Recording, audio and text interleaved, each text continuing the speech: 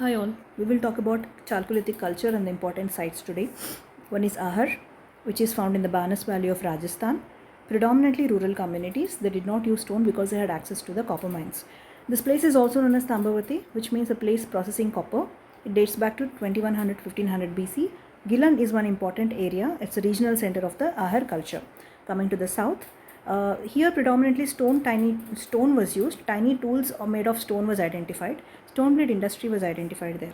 One exception you have to remember is that the south buried their dead from east to west, in contrast to Maharashtra where they buried from north to south. Now coming to Madhya Pradesh, there are various sites called Malwa, Kayati and Iran. Kayati is a Harappan contemporary in contrast to other Chalcolithic cultures which are pre-Harappan. Now coming to Maharashtra, there are Jorve culture, Navasa and Dharmabad.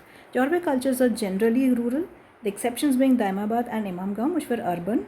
And remember, Daimabad is one of the largest settlements of Jorve cultures where you find bronze goods. Generally, you don't find bronze goods in Chalcolithic culture because they don't have access to the technology that helps them combine tin with copper.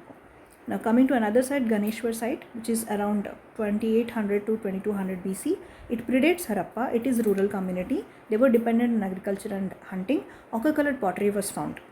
Remember this one exception. And this area was rich in copper mines because they were very close to Shikar and Junjunu and K3 copper mines of Rajasthan. Now, coming to the eating habits of the East, they were consuming rice and fish, and there is evidence that they could understand how to do fishing.